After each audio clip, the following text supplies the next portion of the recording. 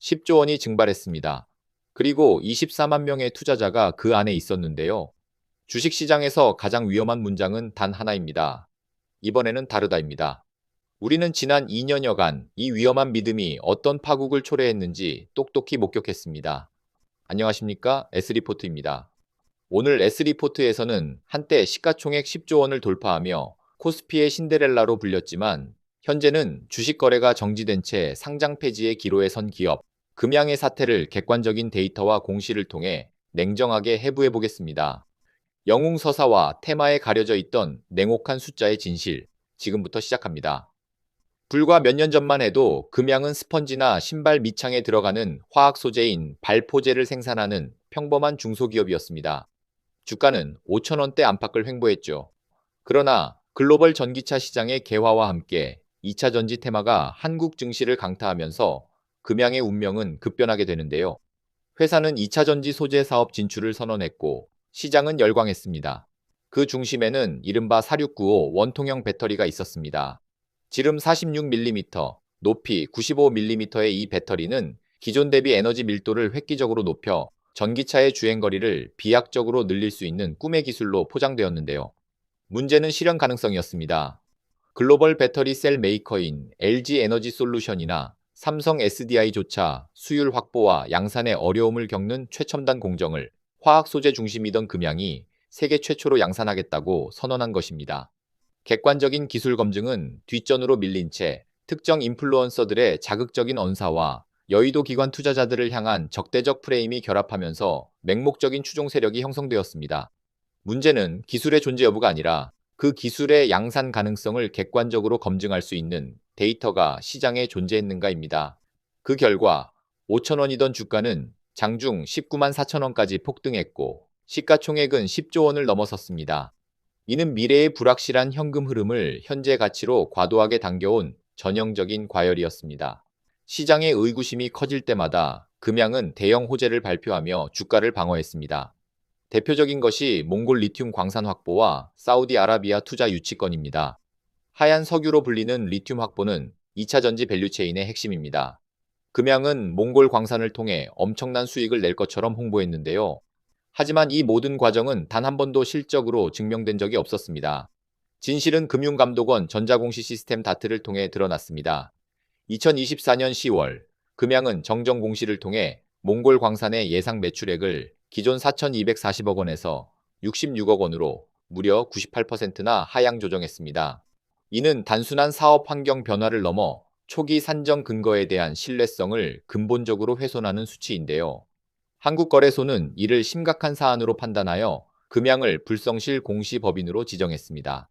사우디아라비아의 오일머니 유치건 역시 마찬가지입니다.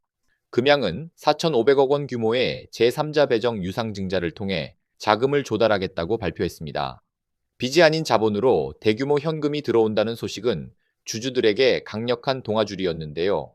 그러나 2024년 8월 납입 예정이었던 자금은 들어오지 않았습니다. 환전 절차, 홍콩 법인 설립 등 납득하기 어려운 사유와 함께 납입일은 9월, 10월, 11월로 계속 미뤄졌고 급기야 2026년 2월로 연기되었습니다. 이러한 지속적인 납입 지연은 투자 실현 가능성에 대한 시장의 의구심을 극대화했습니다.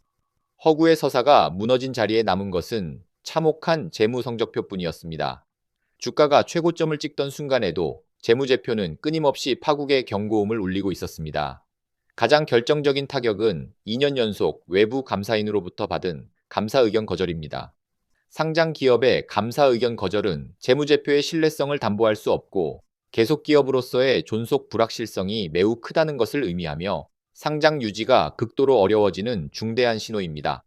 구체적인 숫자를 보면 상황의 심각성을 알 수 있는데요.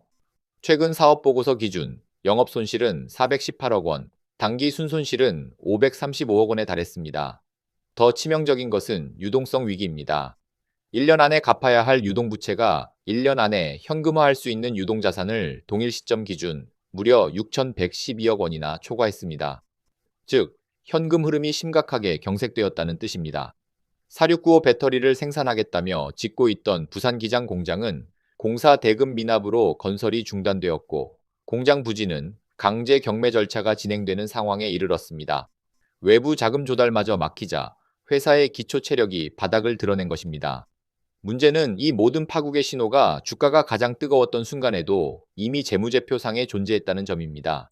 현재 금양의 주가는 9,000원대로 고점 대비 95% 폭락한 상태에서 거래가 멈춰 있는데요. 시가총액은 9조 원 가까이 증발했고 24만 명에 달하는 소액주주들은 막대한 투자 손실의 위기에 처해 있습니다. 우리는 이 사태를 통해 무엇을 배워야 할까요? 가장 먼저 명심해야 할 점은 주식시장에서 인플루언서의 영웅서사는 결코 수익을 보장하지 않는다는 것입니다. 누군가 맹신을 강요할 때 투자자는 오히려 한 걸음 물러서서 의심해야 합니다. 그리고 무엇보다 잊지 말아야 할 사실은 결국 모든 진실은 숫자에 있다는 점입니다. 근거 없는 소문이나 자극적인 전망에 휩쓸리는 것보다 금융감독원 전자공시에 접속해 회사의 분기 보고서를 열어보는 5분의 시간이 내 자산을 지킵니다. 회사가 영업이익을 내고 있는지, 부채 비율은 안전한 수준인지, 유동 비율이 100%를 상회하여 단기 부채 상환 능력이 있는지를 확인하는 것은 투자의 기본 중 기본입니다. 금양 사태는 이 지루하고 기본적인 숫자 확인을 생략하고 맹목적인 테마 쫓기에 나섰을 때 치러야 하는 대가가 얼마나 가혹한지 보여주는 선례로 남을 것입니다. 4월 14일부로 금양에게 부여되었던 경영 개선 기간이 종료되었습니다. 이제 한국거래소는 다가오는 5월 26일까지 상장 폐지 여부를 최종 결정하게 됩니다. 이번 사태가 한국 자본시장의 성숙도를 높이는 뼈아픈 백신이 되기를 바라며 시청자 여러분께서도 테마가 아닌 실적과 데이터에 기반한 이성적인 투자를 이어나가시길 당부드립니다.